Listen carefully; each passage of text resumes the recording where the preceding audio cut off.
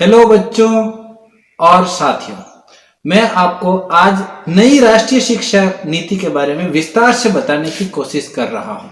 इसका रिसर्च करने के बाद और इसको पूरा गंभीरता से पढ़ने के बाद मैं इस निष्कर्ष पे पहुंचा हूं कि जो टॉप 10 पॉइंट्स हैं उनको मैं आपके साथ डिस्कस करूं, जिससे आप इस पूरी राष्ट्रीय शिक्षा नीति जो है उसको आप समझ सकें। इससे पहले 1986 में राष्ट्रीय शिक्षा नीति आई थी, जिसको हम अभी तक फॉलो कर रहे हैं।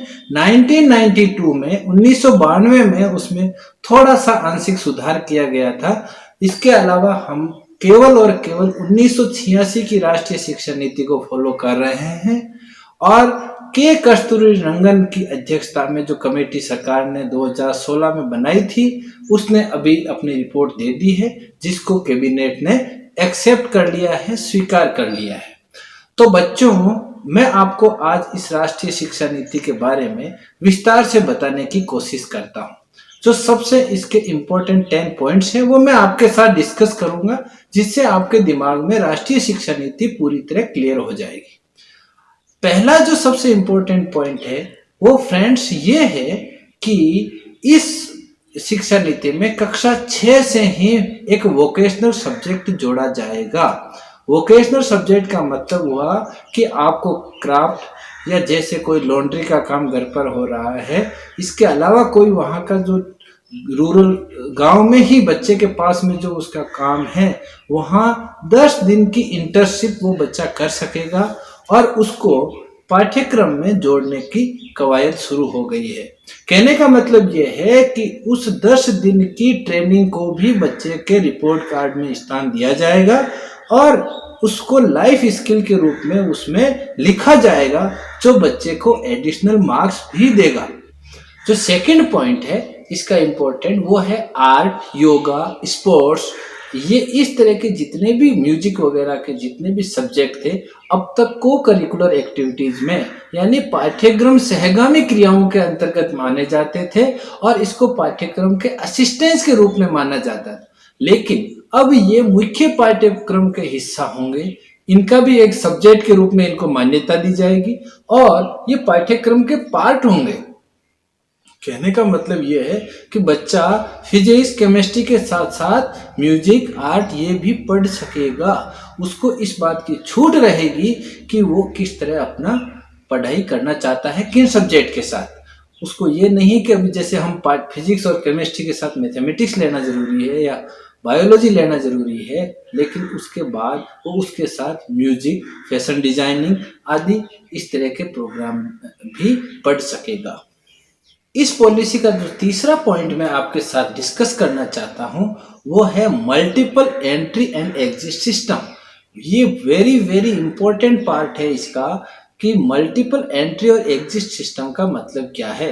तो बच्चों, इसमें जो आपकी 3 साल की डिग्री होगी उसको अलग अलग भागों में तोड़ दिया गया है।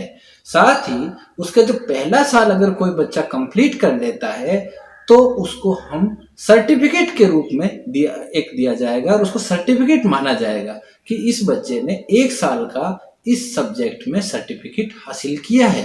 अगर वो 2 साल का पाठ्यक्रम पूरा कर लेता है, 2 साल का उसका सिलेबस कंप्लीट हो जाता है और वो उनको पास कर लेता है, तो उस बच्चे को सर्टिफिकेट की जगह डिप्लोमा दिया जाएगा। लेकिन अगर वो 3 साल स्टडी कर लेता है, अपनी पूरी डिग्री कोर्स कंप्लीट कर लेता है, तो उसे डिग्री दी जाएगी। यानी 1 साल बाद में उसको सर्टिफिकेट, 2 साल बाद में डिप्लोमा और 3 साल बाद में उसको डिग्री प्रदान की जाएगी।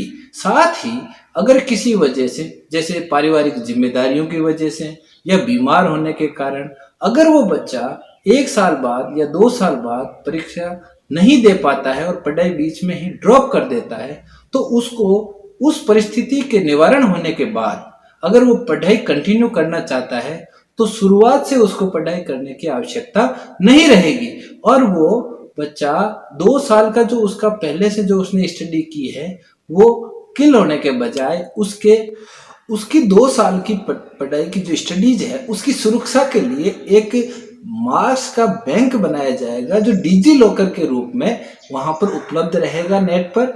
और वो उनके जब भी पढ़ाई अपनी वापस पुनः शुरू करना चाहता है, उस समय उसको उस डिजी लॉकर में जो क्रेडिट पॉइंट्स उसको मिले हुए हैं, जो उसके मार्क्स सुरक्षित हैं, वो वहाँ से आगे पढ़ाई कंटिन्यू कर पाएगा। उसको वही पढ़ाई वापस रिपीट करने की आवश्यकता नहीं रहेगी।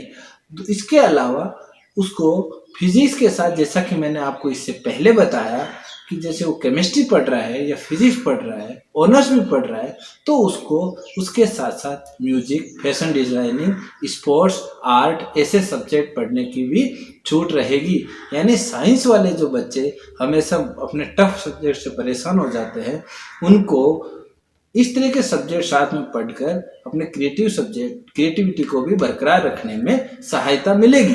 इस पॉलिसी का जो चौथा पॉइंट मैं आपके सामने डिस्कस करना चाहता हूँ, वो फोर्थ पॉइंट ये है कि जो डिग्री की अवधि है वो ये 3 या 4 साल होगी।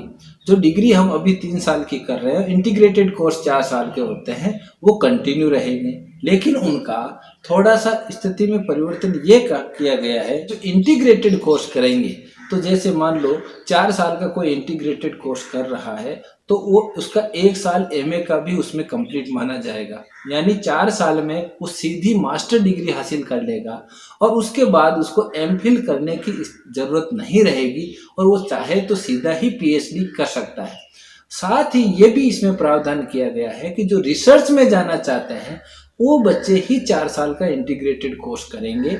इसके अलावा वो लोग जो सर्विस में जाना चाहते हैं, उनके लिए अभी जो 3 साल का डिग्री सिस्टम है वो कंटिन्यू रहेगा, उसमें किसी भी प्रकार का परिवर्तन नहीं किया गया है। 5वें पॉइंट के रूप में मैं ये बताना चाहता हूँ कि जो भारत में शिक्षा को संभालने वाला मंत्रालय है, जिसको ह्यूमन रिसोर्स डेवलपमेंट मिनिस्ट्री कहा जाता है, यानी एचआरडी मिनिस्ट्री जो जिसको कहा गया है, मानव संसाधन विकास मंत्रालय, उसका नाम बदलकर अब शिक्षा मंत्रालय कर दिया गया है, ताकि वो यूज टू हो लोगों के प्रति, लोगों को वो अपना सा लगे और अजीब सा ना लगे।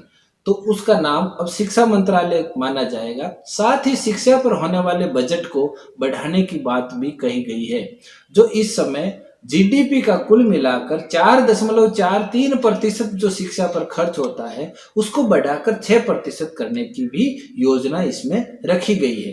तो इस शिक्षा पर जब बजट बढ़ेगा तो अच्छे और उन्नत बच्चे, शिक्षित बच्चे इस देश को मिलने की संभावना बढ़ेगी। जो छठा इंपॉर्टेंट पॉइंट जो मैंने इसमें रखा है, वो ये है कि टीचर के स्टैंडर्ड को बनाए रखने के लिए ट्रेनिंग पर विशेष जोर होगा। उच्च शिक्षण संस्थानों के टीचर्स भी उस ट्रेनिंग में शामिल होंगे, जिससे स्कूली शिक्षा का भी थोड़ा सा स्टैंडर्ड अप हो। साथ ही जो प्राइवेट स्कूल है उसमें और सरकारी स्कूलों में शिक्षा का जो शिक्षक का स्टैंडर्ड और जो बच्चों का लर्निंग आउटकम है, उसका स्टैंडर्ड भी एक जैसा बनाए रखने की कोशिश की जाएगी। इसके लिए भी एक विस्तृत योजना इस नई शिक्षा नीति के अंदर बनाई गई है। 7वां जो पॉइंट मैं आपके साथ डिस्कस करना चाहता हूं, वो यह है कि 10+2 का जो सिस्टम 10+2 का चल रहा था, 10th बोर्ड के बाद में 2 साल का जो अपन अलग अलग सब्जेक्ट फिजिक्स, साइंस, कॉमर्स और आर्ट या और वोकेशनल सब्जेक्ट हम जो पढ़ते थे, उसकी जगह अब 5+3+3+4 सिस्टम ला दिया गया है। जो 5+3+3+4 का मतलब ये है कि पहले 3 साल को, जो 5 साल है, वो इस तरह होगा। पहला जो 5 है वो किसको रिप्रेजेंट करेगा? वो फाउंडेशन स्टेज को रिप्रेजेंट करेगा। फाउंडेशन स्टेज में पहले नर्सरी, एलकेजी और यूकेजी जैसी ही 3 क्लास होगी। उसके बाद फर्स्ट और सेकंड, यानी कुल मिलाकर 5 साल का ये फाउंडेशन स्टेज बच्चे के लिए रखा गया है। इसमें लैंग्वेज स्किल और न्यूमेरिकल स्किल को डेवलप करने पर विशेष जोर होगा। यानी जो वो भाषाएं पढ़ रहा है उस पर न्यूमेरिकल जो एबिलिटी है, यानी मैथमेटिक्स को उसके ऊपर विशेष जोर दिया गया है, साथ ही भाषा पर जोर दिया गया है। उसके बाद जो 3 है, उसका मतलब यह है कि वो तीसरी, चौथी और 5वीं में उसको विज्ञान, गणित, सोशल साइंस आदि विषयों की शिक्षा दी जाएगी। क्लास 5 तक उसको जितनी भी एजुकेशन होगी वो उसकी मातृभाषा में होगी। यह अनिवार्य करने पर विचार किया गया है। क्लास 6 से लेकर 8 तक का जो सिस्टम है वो अभी है उसी रूप में रहेगा और उसको प्राइमरी स्टेज कहा जाएगा। जो कक्षा 3 से 5 तक का है उसको प्री प्राइमरी स्टेज किया जाए, यानी पहले 5 साल को फाउंडेशन स्टेज, उसके बाद अगले 3 साल यानी तीसरी, चौथी और पांचवी class 3rd, 4th and 5th will be taken as pre primary and 6 to 8 will be taken as primary stage, यानी उसको प्राइमरी स्टेज कहा जाएगा। कक्षा 9 से लेकर 12 तक को एक विशेष सब्जेक्ट में ही उसको पढ़ाने की योजना है, जैसा कि पूर्व में भी चलता था। 1986 से पहले मित्रों यहाँ पर यही सिस्टम था, क्लास 9 से ही उसको साइंस, कॉमर्स और आर्ट्स में बांट कर उन बच्चों को पढ़ाया जाता था। और तो हो सकता है उस सिस्टम की वापसी की ये एक कोशिश हो। क्लास 9 से लेकर 12 तक का जो स्टेज है इसको सेकेंडरी स्टेज कहा जाएगा, और इस 12th के बाद में स्कूली शिक्षा को समाप्त माना जाएगा। तो बच्चों, बोर्ड परीक्षाओं का क्या होगा, ये नियम बाद में एक आयोग बनाने की योजना है, जिसके मैं अगले 1-2 पॉइंट में इसको डिस्कस करूंगा। इसके बाद जो मैं 8वां पॉइंट आपके साथ डिस्कस करना चाहता हूं, और ये इम्पोर्टेंट पॉइंट है, इसमें ये कहा गया है कि जो बच्चों की लर्निंग है, स्किल लर्निंग जो है, उसको रिपोर्ट कार्ड में पर्याप्त जगह मिलनी चाहिए और उसको डिटेल में बनाया जाना चाहिए।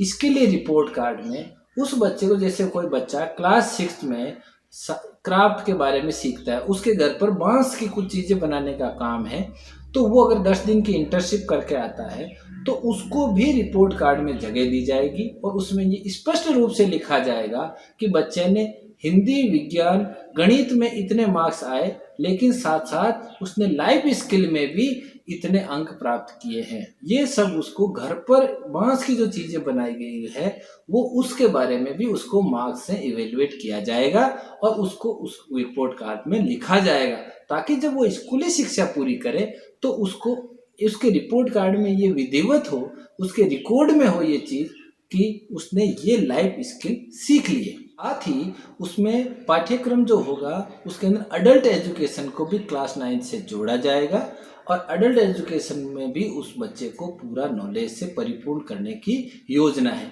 इसके साथ साथ 2030 तक सभी बच्चों का 100% एनरोलमेंट, यानी हर एक बच्चा कम से कम प्राइमरी से लेकर अपर प्राइमरी लेवल तक पूरी एजुकेशन हासिल करे, ऐसा कोशिश सरकार करेगी। 9th पॉइंट के रूप में मैं आपको ये बताना चाहता हूँ कि बच्चों को संस्कृत हर लेवल पर ऑफर की जाने की योजना है, यानी संस्कृत जो सब्जेक्ट है वो शुरुआत से ही बच्चों को पढ़ाया जाएगा, साथ ही उसको आप छोड़ नहीं सकते, वो आपको पढ़ना है। यानी संस्कृत के ऊपर विशेष रूप से जोर सरकार का रहेगा। कक्षा 6 से ही बच्चे को कोडिंग सिखाने की योजना है, ताकि 21वीं सदी पे 21st सेंचुरी के अनुरूप वो अपने आप को ढाल सके, क्योंकि कोडिंग से उस बच्चे की जो रीजनिंग एबिलिटी है उसके अंदर तेजी से विकास होता है, और कोडिंग का जो सब्जेक्ट के रूप में आपको क्लास 6 में ही सब्जेक्ट में उस कोडिंग को समावेशित कर लिया जाएगा, और क्लास 6 में ही सब्जेक्ट में इस तरह के क्वेश्चंस आएंगे जो कि कोडिंग से रिलेटेड होंगे। 10वां और अंतिम पॉइंट यह है कि सभी जितने भी उच्च शिक्षा कॉलेज में जो एडमिशन होंगे वो पूरे देश में उनका एंट्रेंस एग्जाम एक ही एजेंसी लेगी, ये उनको ऑफर किया जाएगा। इसके लिए उसको जो नेशनल टेस्टिंग एजेंसी है NTA जो है उसको विशेष रूप से चार्ज दिया गया है, जो ऑलरेडी आपके नीट और ये जो एग्जाम करवा रही है, नीट के एग्जाम करवा रही है, जेई के एग्जाम करवा रही, उसी को एडिशनल चार्ज दिया जाएगा, और उसको ये बताया जाएगा कि आपको जो अगर किसी कॉलेज में एडमिशन लेना है तो उस जो एंट्रेंस टेस्ट होगा उसमें मेरिट के आधार पर आपको एडमिशन मिलेगा। साथ ही मैं बता दूं बच्चों कि एक राष्ट्रीय शिक्षा आयोग का भी यहाँ पर गठन किया जाना प्रस्तावित है। राष्ट्रीय शिक्षा आयोग प्राइवेट स्कूलों की फीस आदि पर हो रही मनमानी को रोकने की कोशिश करेगा, साथ ही वो बोर्ड आदि परीक्षाओं के बारे में भी निर्णय लेगा कि बोर्ड का एग्जाम किस तरह कराया जाना चाहिए।